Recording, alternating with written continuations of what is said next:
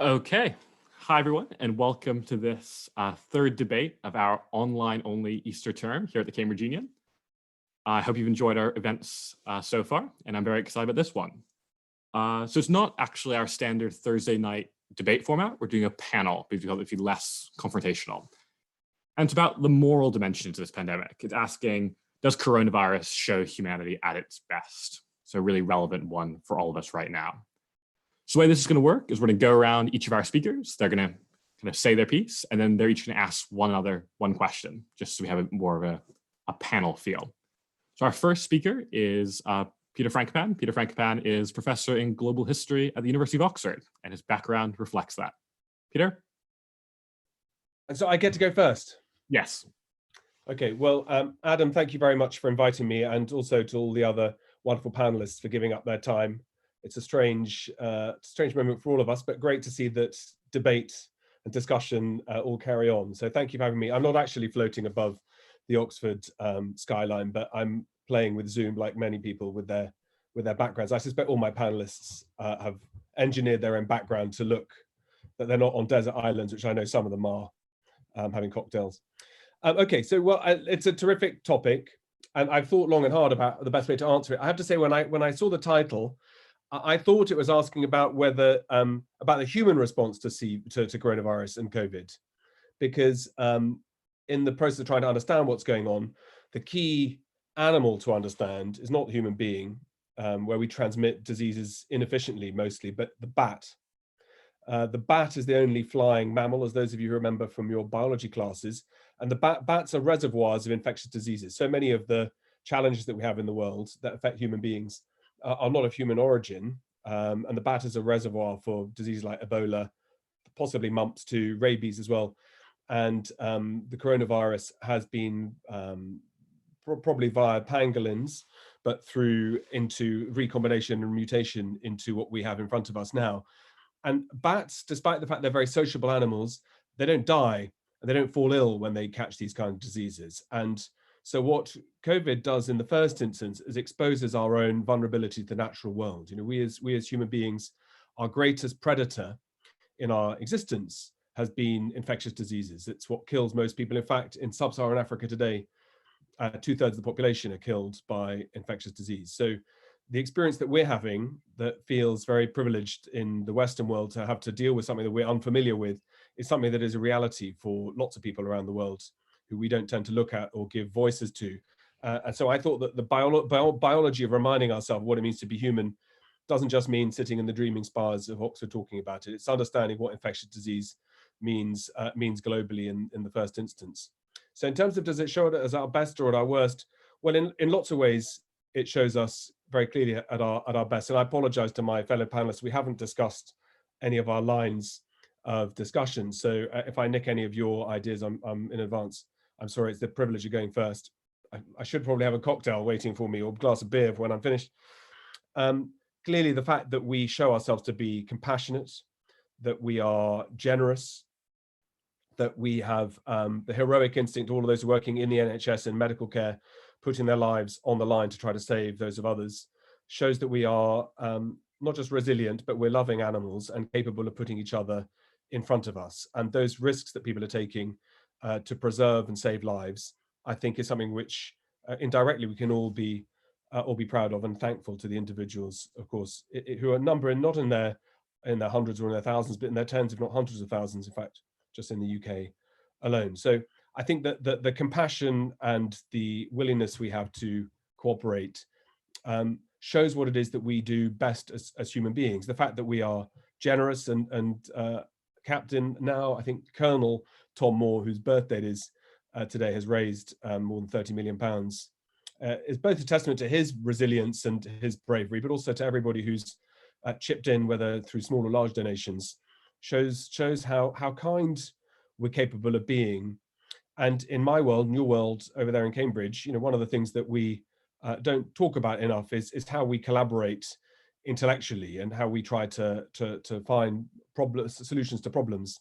Sometimes that's medical, as in this case, but you know, all of us involved in studying the humanities are trying to make sense of the world, and the academic collaboration going on around COVID is something completely unprecedented in my own experience as an academic, where we see the genome being decoded and shared, the research being parceled out, shared between institutions that in lots of ways are competitors with each other, but on the other hand are working together for not-for-profit solutions, being funded very generously by lots of individuals who don't have to be putting their money at the disposal of institutions, and to find a way out of this solution. How and when vaccines will be available, how they're going to be distributed around the world will be a huge problem. But I think we can take comfort in the resilience that we as a species are quite good at working in crisis. So this crisis shows us at our best.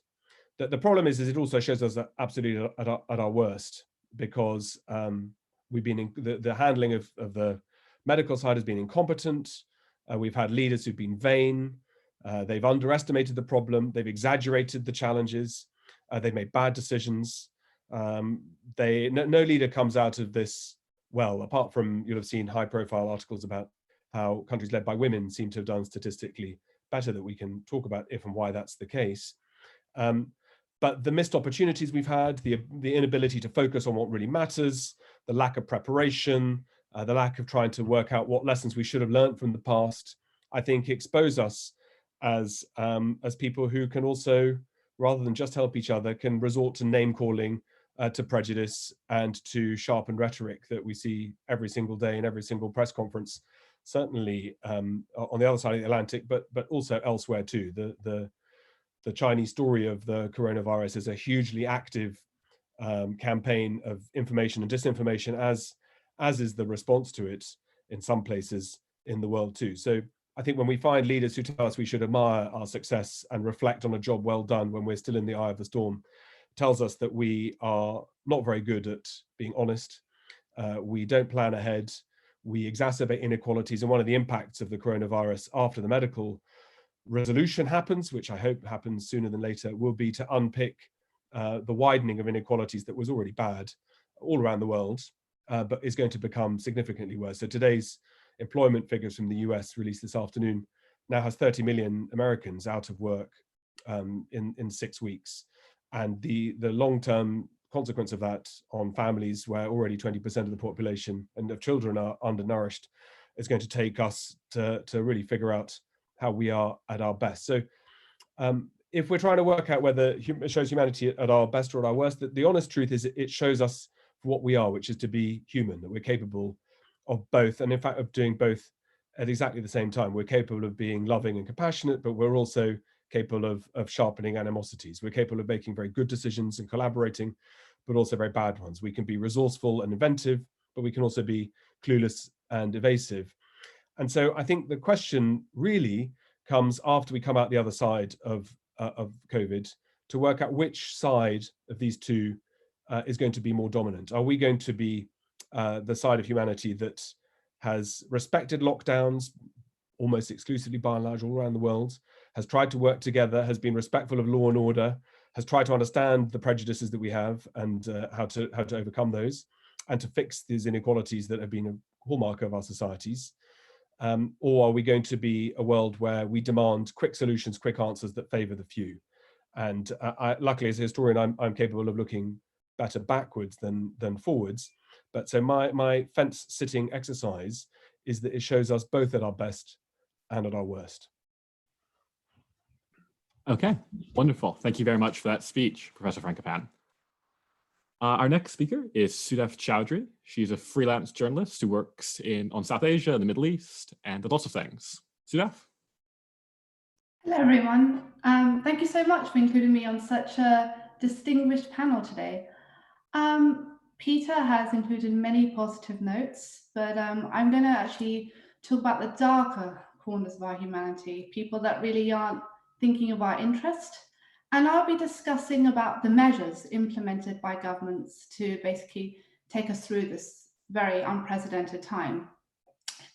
Peter's right to say the pandemic has certainly marked a turning point in our civilization.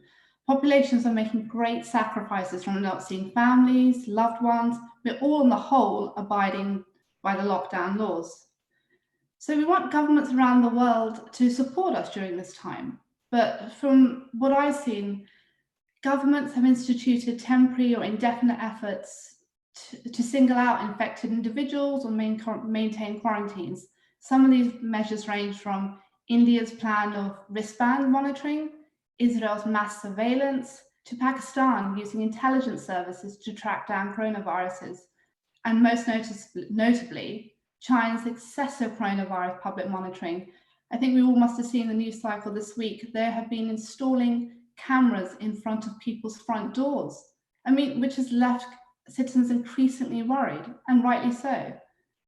Many of these efforts undermine our personal privacy, and we understand technological solutions are important, and it's a complex trade-off. I'm sure many will say governments need information to create containment strategies. But the question is, to what end? If you take the Israeli example, the government has taken unprecedented measures to use tools that are normally reserved for counterterrorism to save lives during the pandemic. The Knesset has approved all sorts of mass surveillance of phones to curb the coronavirus. Recently, I spoke to many leading civil rights campaigns, groups, and citizens in Israel. I asked, is it justified what the Knesset is doing, given the gravity of the pandemic? The consensus was, the Shed bit has access to vast digital information about everyone in Israel in terms of democracy. Giving such a body access to information, even in terms of counterterrorism and national security efforts, is already a dilemma. But the moment a security agency is authorized to deal with non-security issues such as the coronavirus, I think, and I agree with many citizens, we've crossed a red line. We are really all becoming a danger of becoming a society which is routinely under surveillance. I think it's important to realize democracies have to recognize, while intrusive surveillance may have helped China control the spread of the disease, it was really the authoritarian disingenuousness and a lack of transparency which was really a prime cause of the outbreak in the first place. Governments have, as we know, a way of holding on to tools and information that undermines citizens' privacy long after the crisis has passed. Take 9/11, when they instituted the Patriot Act. Even 20 years on, some of the broad surveillance powers with little oversight are still in place. You have telecom information being shared without court approval. Therefore, I think we all have to ask ourselves, is the coronavirus a catalyst for new societies that are being engineered towards more authoritarianism? If we bring it back to home, take the UK, the Corona Act 2020, that legislation was passed in 3 days. The bill constitutes 342 pages long.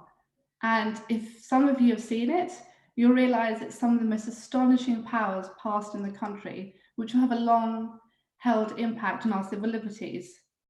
And for those of you that haven't read it, if I had taken 2 points that really were astonishing, it was the ability for authorities to detain and isolate people. That area has been massively expanded. So anyone, including children, can be lawfully detained and isolated. We aren't still aware of what these isolation facilities will be, if they're safeguarded.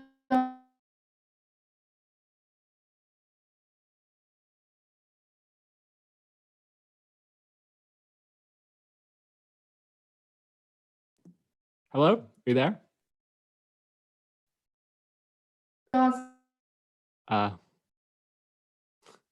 Possibly proves her point. Excellent. Civil liberties are important. Who knew?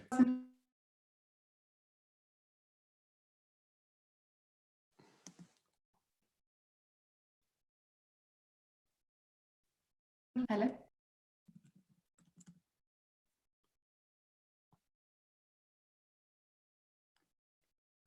Let's just try waiting a moment. Bear with us. Thank you. Okay. Are you back?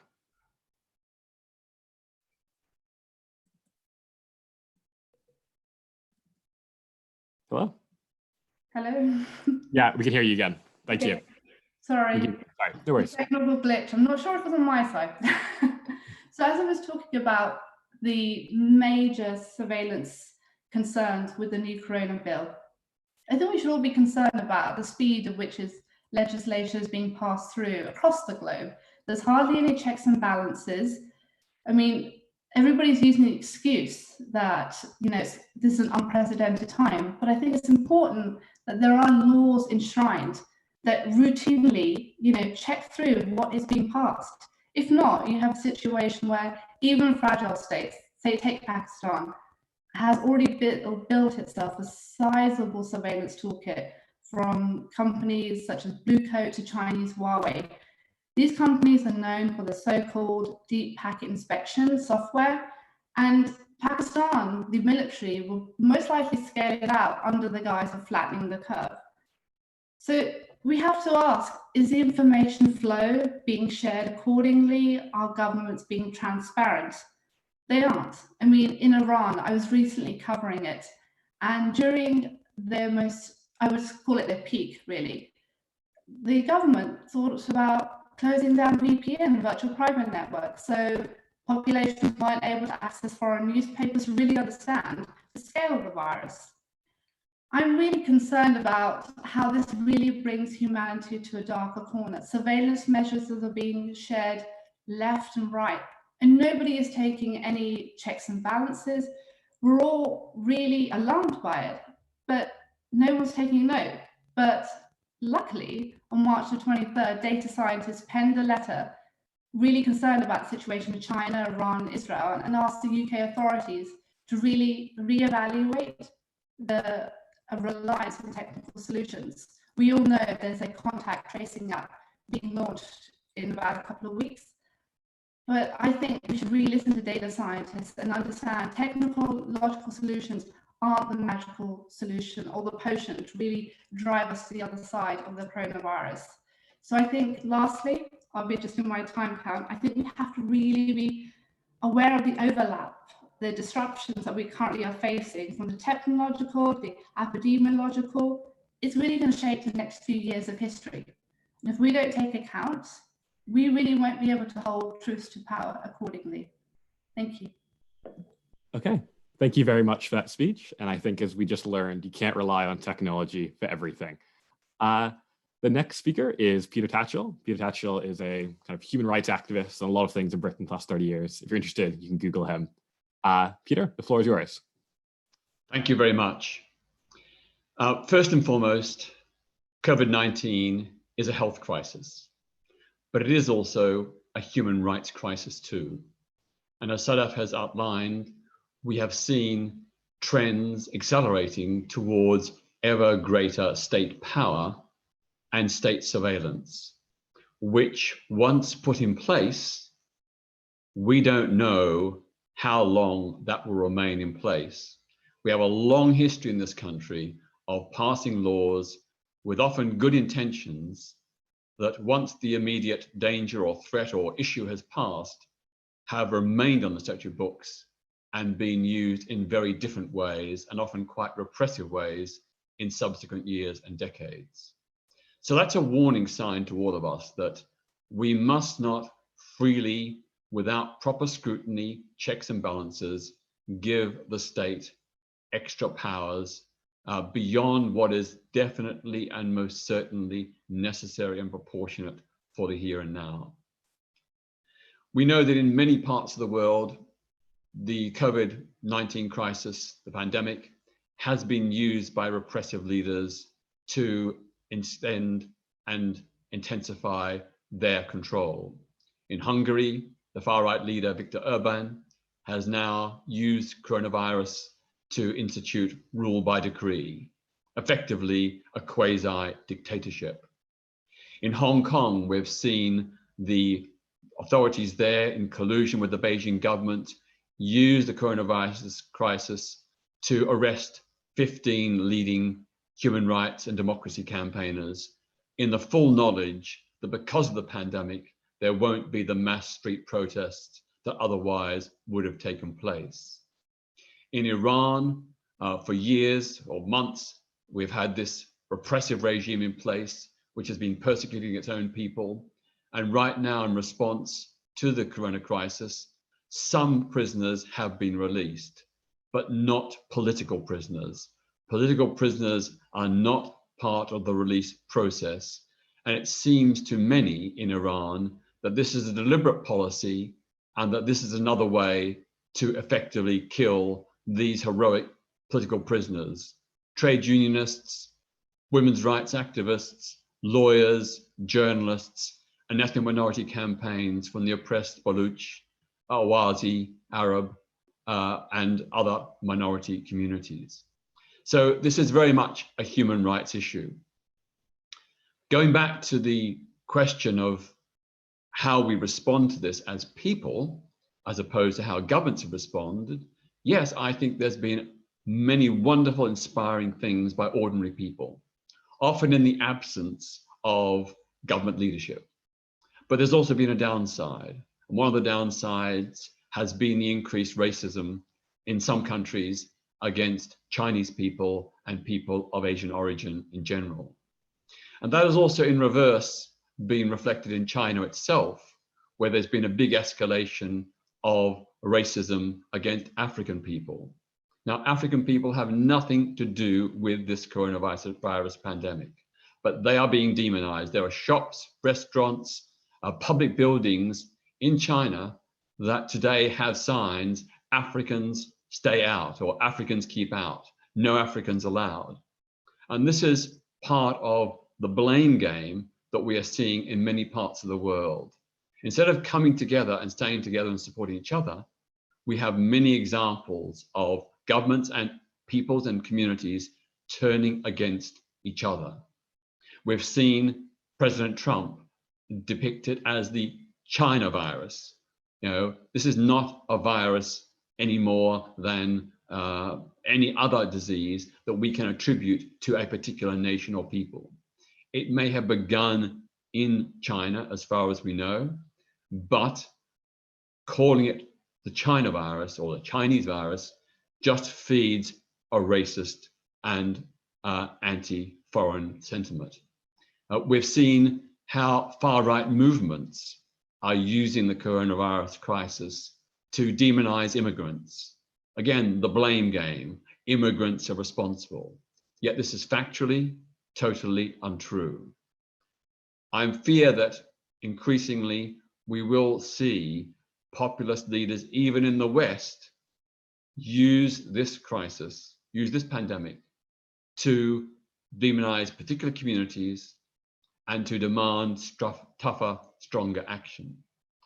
Sadly, in the history of the world, crises often do not lead to greater progress. Sometimes they do, but often they lead to greater repression. They lead to the rise of far-right extremist and nationalist movements, which demonize minorities within them. They scapegoat those minorities and attribute blame to them. So I think we need to be very, very, very cautious. We need to be on our guard to kick back against that and to provide the evidence, the factual scientific evidence about this virus and how we conquer it. The final point I'd like to make is that, of course, in terms of the British response, it has been utterly, totally woeful. Sir Patrick Vallance, the government's chief scientific advisor, was the head of the National Security Risk Assessment Task Force last year, and it warned that we were unprepared for a pandemic. In particular, it highlighted the lack of personal protection equipment for medical staff. That warning was ignored by our government. A deliberate, calculated action, a deliberate avoidance of responsibility and necessary preparation. And that is why today we're in this terrible fix. We were unprepared. We ignored the scientific advice and evidence. We ignored the necessary precautions and equipment procedures that were needed. Look at South Korea. South Korea has a population of 51 million people. So far, it has, I think, less than 250 deaths. What has it done? It's done something completely different from Britain. Faster lockdown, more testing, more contact tracing, more isolation. I don't want to see people quarantined unnecessarily, but when faced with a life-threatening pandemic, we have to be prepared for limited, temporary quarantining of those who are infected. And I just look at South Korea and think to myself, if they could do it, why can't we? Why are our leaders not followed the wise, scientific-based evidence that guided South Korea's successful curbing of this pandemic. Thank you. Thank you. Our penultimate kind of speaker in this round is Heejung Chung. Heejung Chung is a sociologist at the University of Kent. Hi, thank you for inviting me.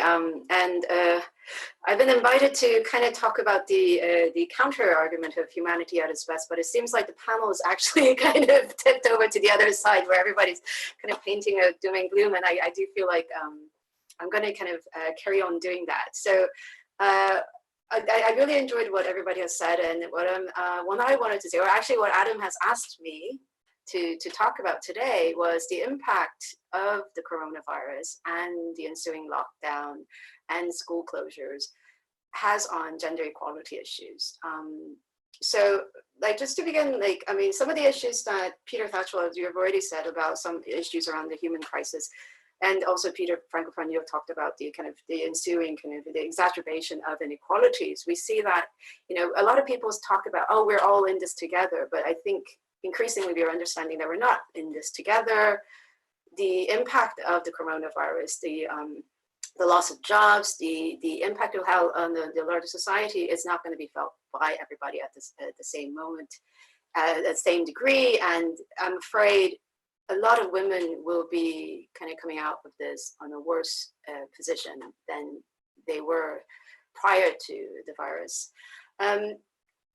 There's a lot of different ways in which this is happening, and we know about the gender violence data that's coming out, not just in China, but elsewhere, as well as the impact the closures of schools will have, especially in a lot of countries, like especially like in the global south, and the lack of education and the impact of that on young women. But today, what I'm going to talk about more specifically is about how, especially like in countries like the UK, but also elsewhere in the US and Korea, which Peter just talked about, is kind of bringing us back to the traditionalization of gender roles, or what we consider kind of the more the kind of the male breadwinner model, if you want. And I say this because of various reasons. So women were only able to kind of take, so we have made kind of great leaps in terms of kind of gender equality, especially in the labor market in the past few decades. And a lot of that was only possible because a lot of the kind of work that women have been carrying out in terms of care work, housework, has been outsourced through other means, and this is schools, nursery, childcare providers, but also kind of families using cleaners or other kind of outsourcing companies and restaurants and takeouts, etc. And obviously with the lockdown, and just to note that I am fully supportive of the lockdown, but because of the lockdown and the school closures, a lot of that kind of housework and care work has been kind of put back onto the family. And in addition to those kind of work, we have an additional bit of work, which is about, a lot of us are now doing kind of what we consider the emotional work, about worrying about people and you know, worrying about the health and the well-being of friends and family, because we are in this very extraordinary state. And again, and especially in countries like the UK, where we are seeing incredibly high levels of death rates. And theoretically, that additional burden that has been put onto families should be divided quite equally amongst couples. But in reality, what we see is that majority of that burden is now put onto women. And then going back to kind of that, again, that traditional role. The reason for that is several. One is that very easily, so a lot of the lockdown and the impact it has on sectors and job losses have been, you know, again, disproportionately felt by women. The recent IFS studies show that 36% of young women under 25 will be impacted by job losses, if not in the future, because of just the pure number of workers in those sectors that are going to be impacted, such as retail and hospitality. But across all age groups, women are the ones that are more likely to lose jobs. In addition to that, I think even if, you know, couples were able to kind of maintain their work and, you know, being able to work from home, which now like approximately half of UK workers are able to do, people are expecting women to carry out majority of that burden. even before the COVID virus, women were doing twice, even 3 times as much housework and childcare as men have been. And again, there is this assumption that these roles are primarily the domain of women. And that expectation comes from not just like their spouses, but also children, but also employers. So employers are not even having that conversation with their male employees about the kind of additional kind of care or household burden that people are needing to face, or even assuming that their female employees will do that. That impacts couples' kind of behaviors into making women be responsible. And of course, our social norms about who should be responsible, what the impact is, and who should be responsible for your children's educations, well-being, but also making sure that the house is intact, shapes who does what. And again, I'm not saying it's kind of like men against women or men are making women do this. It's like, we fall onto these very traditional gender norms because that's what we've seen growing up. And up to this point before the coronavirus, we were very actively trying to fight against so that we can disrupt some of those norms and make things a bit more equal so that both men and women have equal opportunities, not only in the labor market, but also in care work. But a lot of that has been clawed back. It also doesn't help that there's incredible, high levels of job insecurity. People don't know if they will keep their jobs, if their jobs are secure, but also even if their companies are going to be, going to survive through this very economic turmoil that we're facing. And, again, men are faced with the same social norms of being the breadwinner, and they're placed in a position where they can't but need to be worried about ensuring that the household income is maintained. And again, thus they are not put in a position where they have to make sure that they do the work while their spouses take care of their housework. And of course, what is the evidence of this? And it's very early days, and the government is currently trying to gather some evidence of this, and as well as me and myself and some colleagues, we're trying to gather evidence of exactly what's happening through this virus. But some of the evidence we see is that, we hear so many stories. So if we don't have hardcore evidence and stats and data, we rely on evidence. And there has been so many stories about women struggling, trying to get some work done while homeschooling kids and unable to do it without much support from employers. But also more recently, just in the academic world, which I am in, we heard so many editors talk about how there has been such a decrease in the number of journal article submissions by female academics. And there's been also an economist, some research done by some economists about some of these submissions in terms of working papers, which is kind of what you would consider like the final version before submissions into journals. And there's been like what I think some people would say 40% decrease.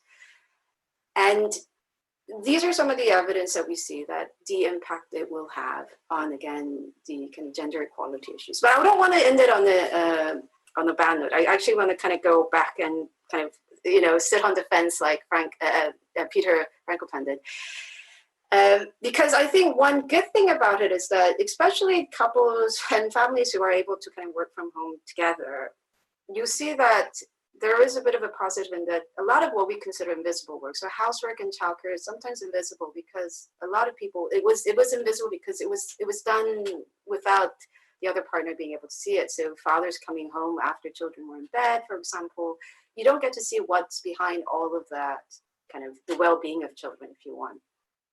And at the moment, it's all visible. It's all out there and shared.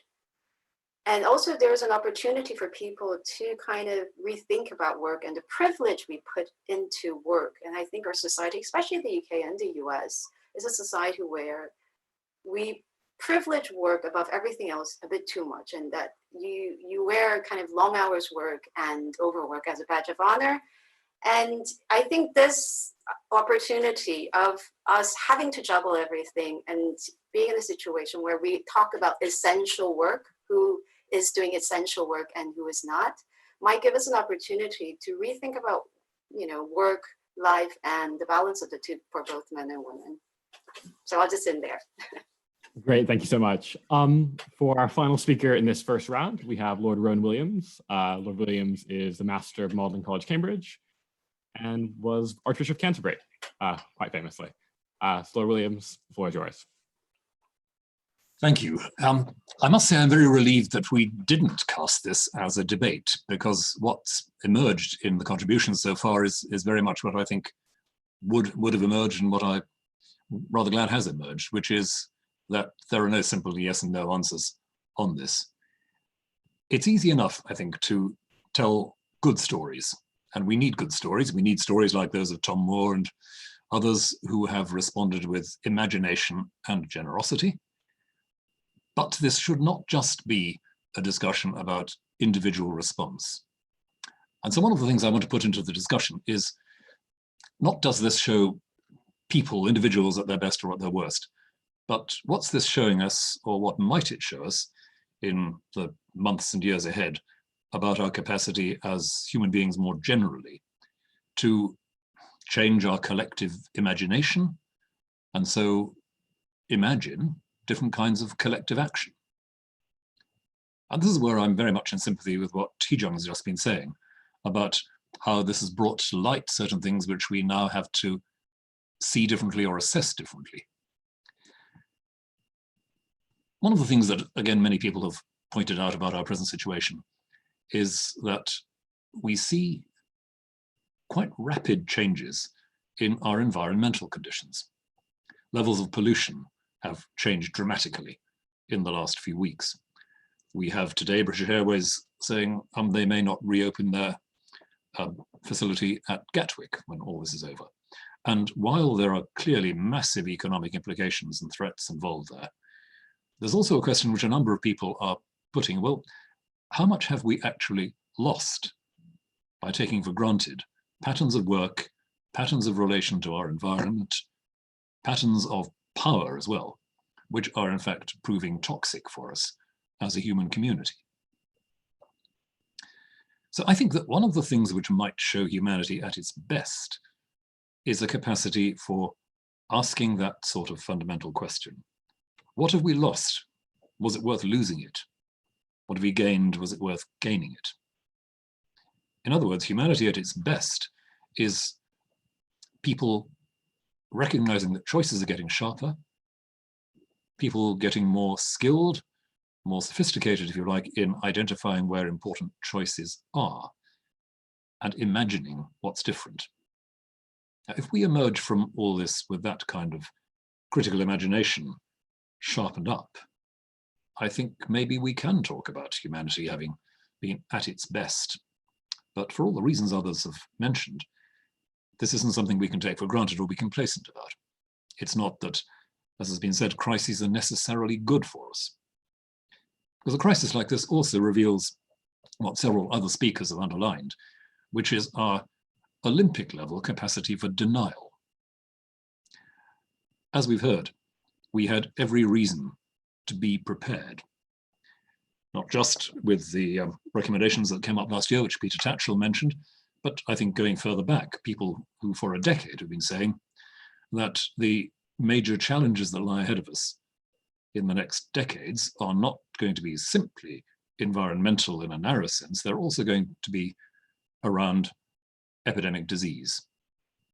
Neither an environmental crisis nor medical crisis respects political boundaries. I've occasionally said the thing about crises is that they don't read maps. And so to try and come to terms with the reality that the major challenges to the human race in the next few decades are going to be global. They're not going to respect borders, boundaries, or political vested interests. The paradox is that, as I say, this provokes very high levels of denial because one of the human default settings when faced with this is to look for scapegoats. Hence the significance, as we've been reminded, of xenophobic and racist responses to the crisis. So that's one area that I hope we keep in focus. What's our capacity for learning, for asking critical questions? What's happening to our collective human imagination in all this? Are we able to imagine working patterns differently? Are we able to imagine international cooperation differently? Are we able, above all, to look again, as I say, at what we have been losing by what we've taken for granted in our working patterns, our patterns of relation to our environment? But one more thing I think needs to go into that as well. And that is something to do with what kinds of work we recognize and reward. Heejung's made the point about domestic work and the new possibilities of recognition that emerge when you are actually just physically up against what other people are doing in a household. But for all the rather vapid and overblown and not terribly sincere language about how wonderful the NHS is from some people in power, the fact is that basic, boring, prosaic caring skills are what we are all likely to depend on in the long run. And how do we reward those basic skills? Well, frankly, shamefully at the moment. There's an ongoing issue in this country of the well-being and the support of domestic carers, as well as the NHS. And that needs, I think, to be on our radar as we think about what we might reimagine in the light of this. So that my two questions are, can we identify something about what we've lost and was it worth losing? Can we be sharper about what it is we want as societies to reward? Clearly, our sense of what's been lost has been weak and muddled. It's only when we face the possibility of its being otherwise that we really understand a bit better the force, the weight of loss. And likewise, when we see how much we depend on those who are poorly, unjustly, inadequately rewarded in our society, again, maybe we can ask about recalibration. This all, of course, works, sadly enough, in a context where our governmental and political culture is increasingly cosmetic rather than substantive. We ask to be entertained, coddled, and reassured, cheered up by government. And the other bit of the collective imagination that might need dusting off here is how we challenge that cosmetic politics, which is increasingly taking over, and how we hold to account those into whose hands we deliver our corporate welfare. So if asked the question, is this showing us at our best or at our worst? I'd say it's certainly shown painfully clearly something of our capacity for denial and evasion. It's shown how we have bought into that over a long period, and how this is not just a question about one particular medical crisis, but about a whole lot of wider relations to our environment. And we shall have been, and we shall be at our best if, and I would say only if, in the light of this, we can have a genuine imaginative revolution about what we value socially, individually, and how we calculate gain and loss in our social processes. Thank you. Thank you. Well, thank you for all those wonderful speeches. I think we're now going to go into a bit more of an open Q&A between us here on this Zoom call. So if you guys have any questions, as I asked, so if you want to go in the order again, Professor Frankopan, did anyone interest you particularly? Yeah, everybody, and I'm. It makes me even more sad that we're not all in Cambridge together in the flesh to have a keep talking late into the night. I mean, I've got a question for everybody, but one question I'd ask is of Peter to start with, about South Korea and the use of data and contact tracing and so on. How, from your perspective, having worked on civil liberties for such a long time, how do you find that? How do we get that balance right between allowing mass surveillance techniques and use in a way that would make that is reasonable, effective, and reliable, trustworthy? But I think there is absolutely no total guarantee, but certainly if those surveillance systems for this health crisis were put in place with a temporary cutoff date, with an undertaking, a clear undertaking, and a physical demonstration that those data banks could then be totally erased, that would be one potential way of giving reassurance. Of course, when the time would come to erase the data is a matter for debate, because we may face further waves of corona in months and years to come. But I think there has to be some system of anonymized data and a definite cutoff point where all those data banks will be erased. People need those assurances. And of course, having the assurances is absolutely no guarantee that they will be honored. So therefore there needs to be some kind of independent oversight scrutiny to make sure that happens. And I would have thought that one of the things that the government should be putting in place during this crisis is an independent committee of high-powered technical experts who can provide oversight on how surveillance data will be used and how it will finally be erased. Yeah, just picking up on one thing you said there, you talked about an independent panel of experts. Isn't one of the things we've learned in this crisis that these independent panels of experts not really all that independent? How do you guys think you can guarantee the independence of these panels? Anyone? I would like to add to that. You make a very good point, Adam. I mean, if you think about it recently, what we've seen with the SAGE group, I mean, there's significant influence from the government with people like Dominic Cummings being present at many internal conversations, which he should not have been.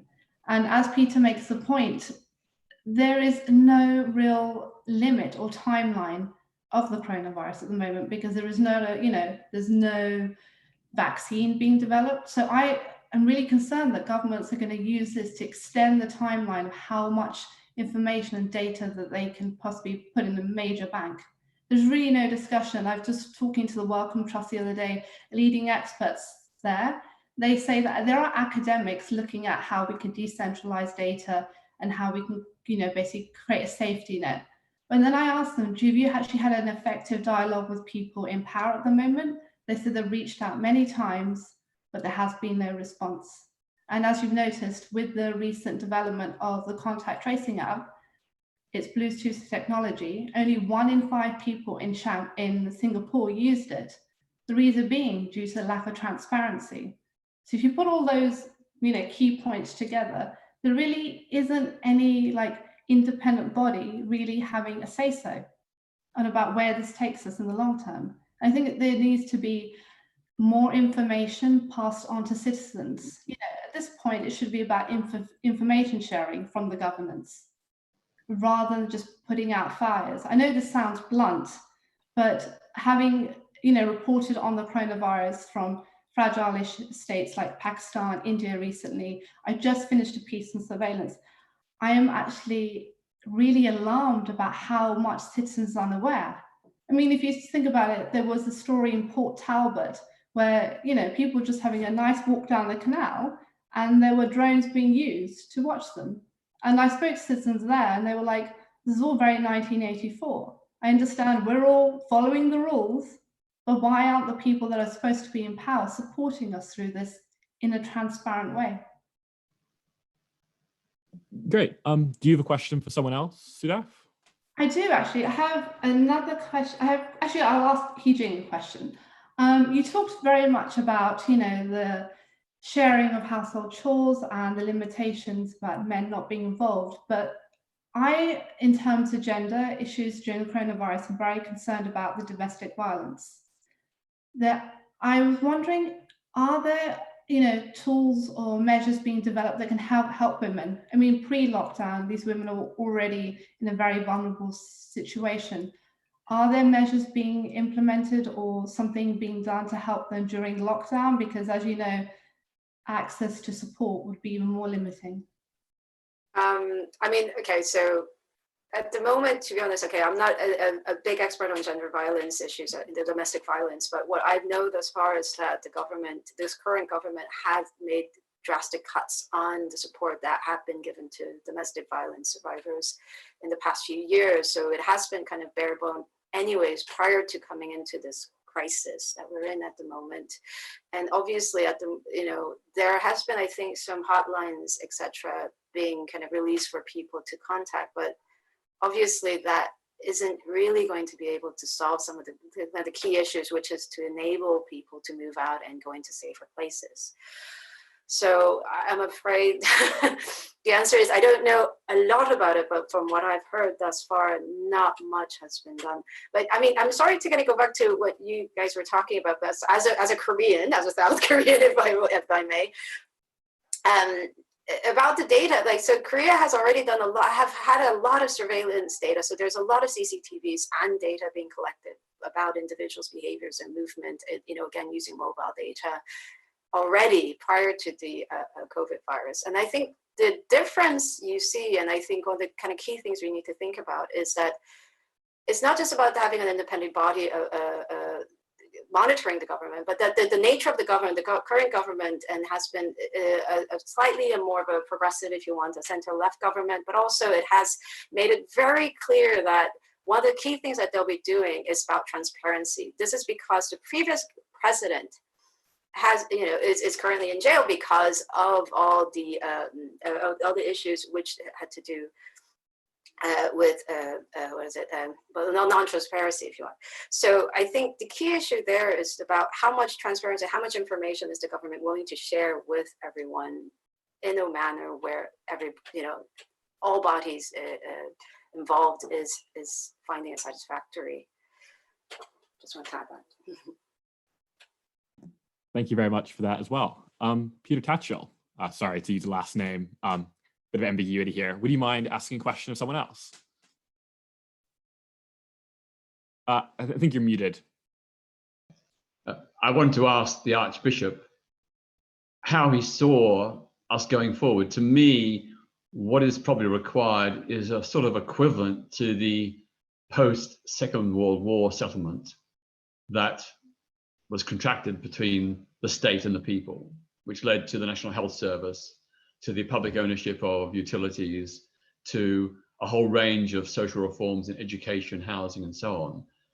I think that's the kind of response we need to have to this virus, based on the huge inequalities that it has highlighted, and not just, of course, in this country, but globally. I mean, it is totally shocking that hundreds of millions of people on our planet today, even before coronavirus, were drinking dirty, unclean water and getting sick, were hungry and malnourished. Yet we spend globally nearly $2 trillion a year. Collectively, the world spends nearly $2 trillion a year on military equipment and armies and war. There surely has to be a recalibration away from military spending towards social welfare spending.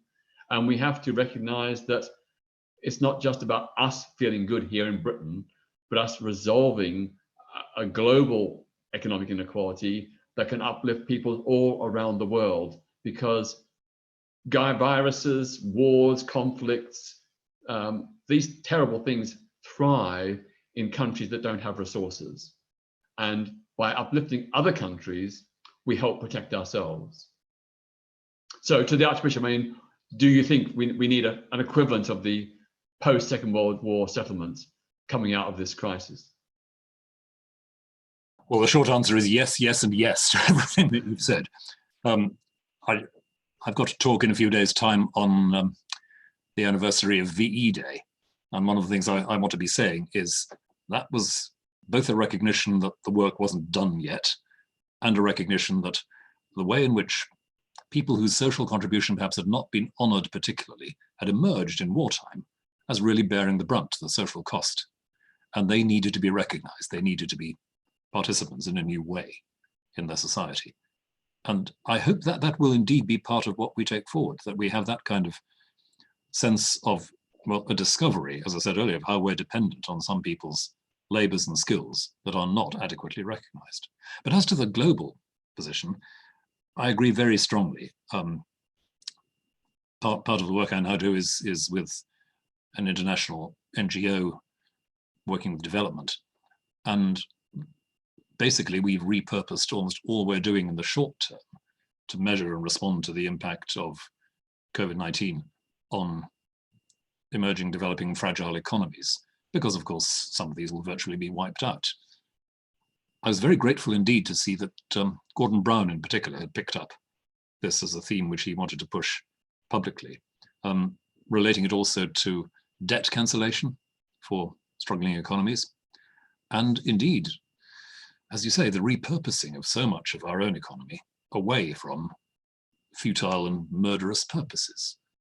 It's not going to happen overnight, but this is a moment, if ever was, where we really need to recognize, I think as I was trying to say, we've got to imagine something radically different.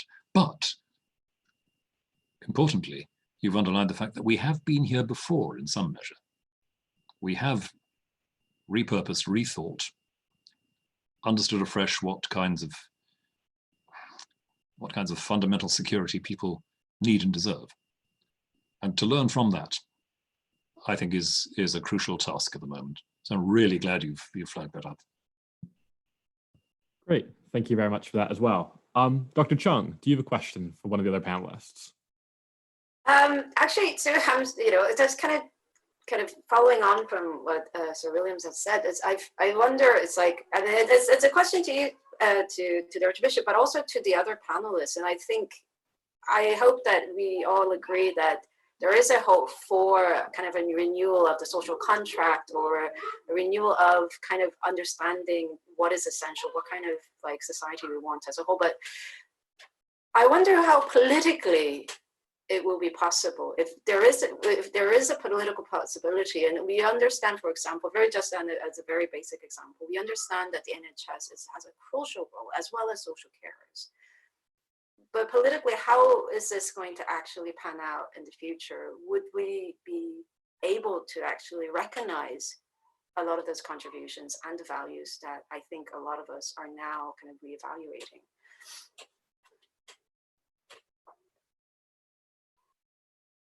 That was it. So,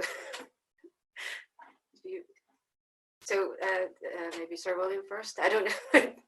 Oh. Everybody's muted, so if maybe unmute everyone would be a good option. Yes, thank you. Shall I start the ball rolling there? Thank you. I don't know. I don't know the answer to this, because the trouble is we're already seeing a political narrative emerging, which is a kind of classic, plucky old British response to crisis, almost the romanticizing of the amateur and all the rest of it. And I really think we've got to keep our eye on challenging, puncturing that particular balloon. We've not covered ourselves in glory in our response. We have to hold our political leaders very firmly to account. And I think there is a certain amount of will to do that, even across the political spectrum at the moment. It's another of those things which at the moment I feel it's like holding water in our hands. We've got to hang on to that as a perception. Those are the questions we've got to be asking now and in the future. And well, back to Peter's point, we have discovered that something's possible here. Half a century ago or more, we did actually recalibrate a lot of our society. So let's not forget we can do that. I don't have any manifestos about it. I don't have any specific plans. I just think it's something for all of us to keep our eye on and to keep asking in whatever public fora we have available to us. Well, with all due respect to Lord Williams, if we're going to puncture the idea about plucky Britain during the First and Second World Wars, I think we need to puncture the idea that somehow the settlement at the end of the Second World War benefited everybody, because half of Europe disappeared under the shadow of communism. And the idea that repression of minorities or persecutions of people of their gender, their ethnicity, their sexuality somehow improved after 1945 is as equally dangerous as thinking that somehow the Brits were particularly brave during the Blitz and afterwards. You know, the truth is that when you have catastrophic disaster and damage, as happens with war or with disease, and throw in the Black Death, Spanish flu, First World War, Second World War, whatever you want, what tends to happen is that you have a profound weakening of the people who need the most levels of protection, and they're exploited deliberately, exclusively, and ruthlessly by elites. So it'll be very counterintuitive and counter-historical, the idea that the world now becomes a kinder, happier, more trusting place. In fact, all of the evidence will tell you it's the other way around. That what happens now with mass unemployment, presumably a crippled economy, is not to look to the 1940s and what happened when Western Germany was run by people who were high-ranking Nazi party members who were just below the cutoff point to be tried at Nuremberg, but were given all of the highest positions in the new German state, where the atonement of what happened to Jews who were pushed across from France, from the Low Countries, from Italy to be murdered, that there wasn't proper recognition of the horrors that had happened. People washed their hands, and that all got hidden for decades. So again, how we think of the Marshall Plan, we think it was a sort of rebuilding program where everybody somehow forgot what they'd done and got absolved and could start again.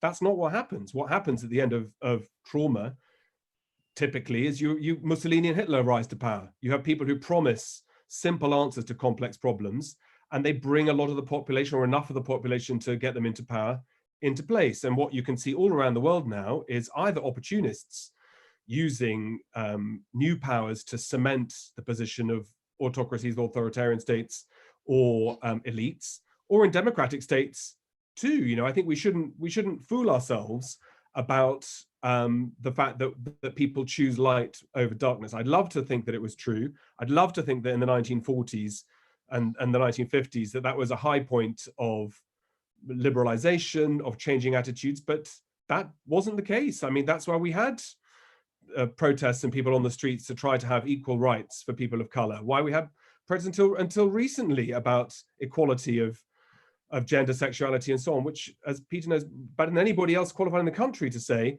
are those are battles that are still being fought and still need to be fought. So I think I'm all in favor of puncturing historical myths that make us feel better about ourselves, but I think we need to then do it properly. Can I perhaps add that to me, part of the process of renegotiating a contract between the people and the government has got to be to ensure that we have a representative parliament, a parliament that reflects the broad spectrum of the British people. And the sad fact is that there has been no governing party in Britain that has won a majority of the public vote since 1931. Every single governing party has been in power based on minority support. So Boris Johnson last December won 100% of the power based on only 40% or 42% of the votes cast. You know, that is not democracy. We've got to have a parliament where the whole spectrum of British people can be fairly and proportionally represented. And that's why we need electoral reform. On top of that, the question arises, how are we going to pay for rebuilding the NHS, rebuilding the economy, caring for the people in need? And I think we need to start asking now, straight away, about models and mechanisms we might use. You know, it won't surprise anybody that I would say that this is the perfect moment to say that we axe the Trident nuclear missile program, which will cost us somewhere between 150 and 200 billion pounds over 40 years, that we should cancel HS2 rail link, which will cost 80 to perhaps 150 or more billion over the coming years. Those are simple things, but probably the most important thing is to close tax avoidance loopholes and tax havens. Trillions and trillions and trillions of pounds are being hidden away in tax havens, which is depriving the National Health Service and other public services of the vital money they need. And I was astonished and shocked that the Chancellor, Rishi Sunak, just only this last week said that he will not follow France, Poland, and Denmark in refusing to give bailouts to companies that are located in tax havens. Now that, to me, it is so wrong that the British government should consider giving bailouts to companies and individuals who squirrel away their huge wealth in tax havens, because that is undermining the vital money we need to rebuild our economy. And I would echo Professor Richard Murphy at City University in saying that a one-off wealth tax, even just a one-off wealth tax on the very, very rich, which would not diminish significantly their lifestyle, that would raise 174 billion pounds. A tax on assets, on wealth, that is something we desperately need as a way of funding the huge public spending and borrowing we've been undertaking to ensure that ordinary people do not in the end pay the price for this pandemic. If I could hop in here for a moment, I'm curious to what extent this pandemic has changed your mind about things. Because not too rude, but many of you guys are talking about policies I think you guys were already interested in doing. So you kind of, Tatchell, you were even interested in more money to NHS, more taxes on the wealthiest for a long time, regardless of this. So do you think this pandemic's changed your mind about some of these issues, or is it just kind of accelerating what you already think? It's probably reinforced or made them more urgent. But of course, I'm always open to new ideas and to reconsidering. So, you know, I'm willing and able and confident to hear other opinions and other ways of doing something. But I think the kind of ideas I just mentioned are, to me, the obvious, not too difficult ones, the ones that really we ought to be thinking about. But let's hear from others. Can I please hear from others on the panel? Oh, anybody? Okay. I think Peter's made some really interesting points of people, you know, using this moment just to further their own advantages. I mean, I am not very well versed on the UK because I've been covering the Middle East and South Asia for a number of years. And some of those areas I feel like are being put in the back room again. If you look at Syria, President Assad is now asking the international community to lift sanctions in order to normalize his regime. I mean, Syria is one of the gravest human rights situations we've seen in our recent times. But we're, you know, nobody is really paying attention to situations like this. The Taliban peace deal was another situation. The Taliban is only allowing healthcare workers into areas they control. And that is honestly only to further their territorial hold. It's the same in Yemen, which is a situation, it's one of the most gravest situations in terms of lack of services and people dying and, you know, really a famine state. And really what the situation there is currently, the warring parties are just looking for more credibility. The coronavirus is just another advantage to areas such as these. But we are forgetting this because the focuses are basically in our home areas, really. I think there's more of a focus on borders and boundaries than ever. I don't think the coronavirus has changed my mind at the moment.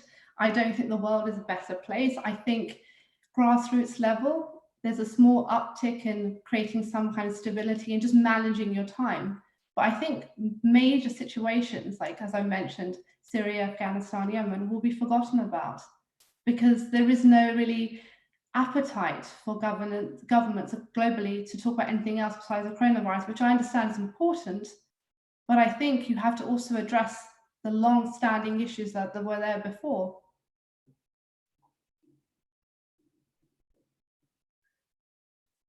So does anybody else add to that, or?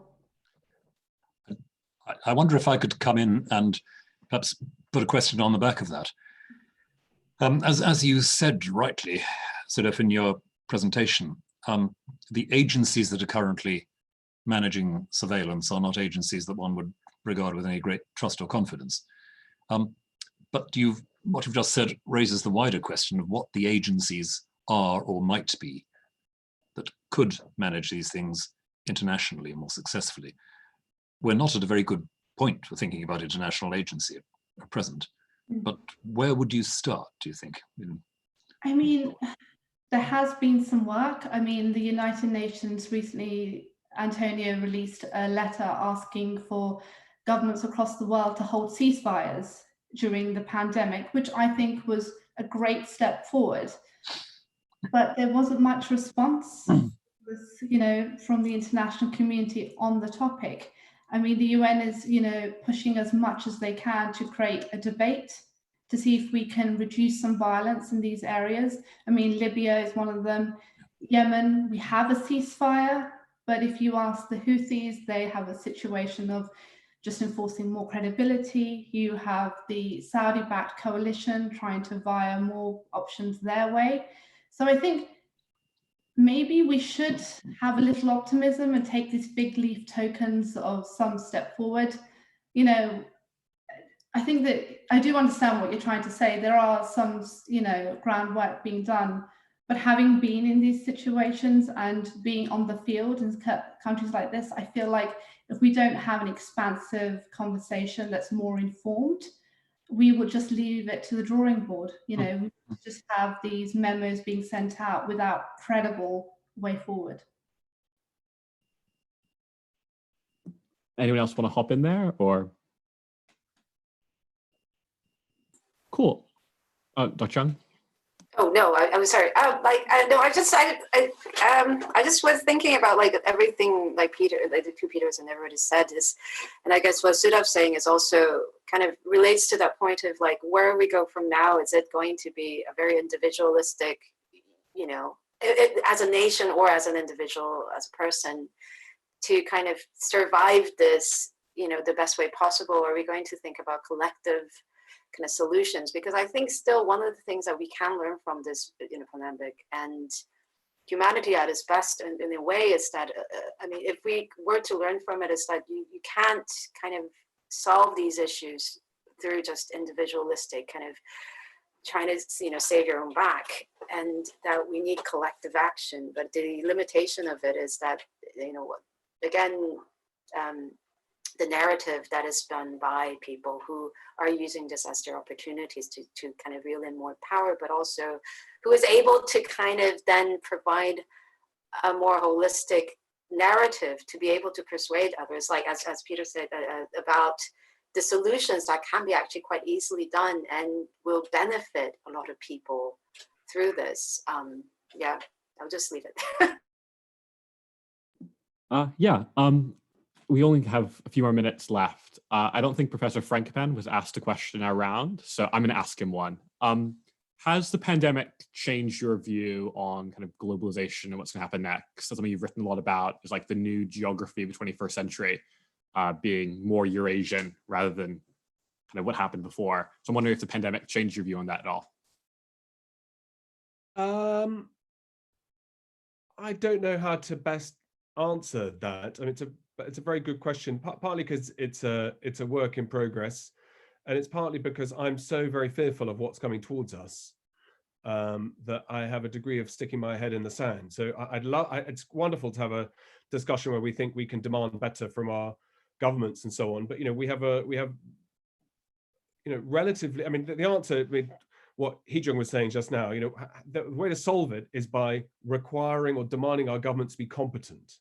Right, maybe that's all that we need them to do, which is a relatively low bar to hurdle across, and it is done quite effectively in some countries. Ironically, they tend to be very rich, but they weren't always like that. Scandinavia, at the turn of the 20th century, was a conspicuously poor part of the world, isolated from, you know, small populations, large migrations to United States and elsewhere, and very little homegrown manufacturing, et cetera, and has, over the course of 120 years, developed high levels of competence, high levels of tolerance, high levels of trust in the political system and in civil servants. And there are some lessons that we can learn, I think, from how people have done things, particularly not always starting with the rich countries and starting from them, but charting journeys properly. So I think competence comes high on the list. And in that sense, one has to, I think, be very open-minded about exactly what we're looking at when we look at apples and pears. So right now in the United States, just under 90% of whoever raises the most money in a congressional seat wins that seat. So the greatest democracy in the world, all the wonderful things that America does and so on, it's a loaded dice who you get to be your representative. As Peter's just said, you know, representative government in the UK would move us some way towards having more, not just more inclusivity, but more diversity. You'd have more voices. And you know, those involved in the academic world, sometimes we get accused of being in the echo chamber because too many of us agree with each other. There's a real danger in having people on committees who all see things the same kind of way. And that can be very uncomfortable to have different opinions and so on. So how we move our political system and shunt it towards something that it's not and doesn't want to be seems to me like it's a bit of a long shot. So in that sense, in the globalized world, it would seem that autocratic authoritarian models are very attractive and increasingly attractive to all sorts of states around the world. And we could say that maybe because we haven't set up shop ourselves as well as we could have done, and our model isn't as attractive as it should be. This crisis hasn't been great as a shop window for democracy and what we do right and decision making and so on. But I think that in the worlds that I work on, sort of, you know, Turkey, eastwards, which are conspicuously much less free than Western societies. The tolerances towards gender, sexuality, religion, ethnicity, foreigners, etc., etc. The list goes on and on and on. These countries tend to be right at the bottom of every kind of index you can look at. And yet the stability and the success of what they're offering to at least the 50% plus one, which is what you need in a democracy to get elected, seems to be quite robust. And that model is entrenching itself rather than loosening up. Fewer societies have wanted to become like ours, and they wanted to become more like, well, it's not a China model, because quite frankly, China doesn't have to be part of the story, but a model where you can repress minorities, where you can silence voices that you don't like, and so on. And that's becoming the norm. And my guess will be, in a globalized world, states that work like that will do business together more and more. And states like us will be on the outside telling others that they should be more like us. And I think we need to be very careful from our colonial perspective of having once had an empire, from our privileged perspective of having maybe once been rich, that a new world's coming towards us that at the very least we don't understand. Because if you want to find me people even in Cambridge who work on half of these subjects, you'd be amazed. You just can't find them. And our lack of specialism, our lack of our introversion, our lack of, as Suddaf said, looking at other parts of the world and trying to understand them, mean that we're wrong, badly placed to contribute to those kind of discussions. And what we should be saying is that we've learned the lessons of persecutions. We've learned the lessons of intolerance. We've learned the lessons of why it's a good thing to give more voices to more people. And yet actually, when we look at how we run our political system, we specifically rig it so we can't. So in that sense, globalization starts to become regional connectivities, but in the worlds of Southeast Asia, Asia, China, India, and so on, you're already looking at 4 to 4.5 billion people anyway. And amazingly, they don't need London or Edinburgh or Glasgow, Cardiff to function and to be able to buy and sell trainers or to find markets for what they do. And they don't need us to be telling them how they should be more like us. So I think we have to be quite sanguine about the dangers that are out there, of the predators out in the field, that we don't like them. We've got to learn how to come to terms and have a dialogue with them. But that starts also with respect. Well, on that very cheery note, I think this panel will be called to an end. Thank you to all our speakers for taking the time out of their days, evenings to speak with us. This week, we have a lot of stuff going on at the Union, so please subscribe to our YouTube page. We have Trump's defense attorney on Wednesday. We have Alan Rusbridger next Monday, May 11th. And we have Noam Chomsky on May 12th. Hope to see you at all of those, or rather see us at all of those. Thank you so much. Bye. Thank you.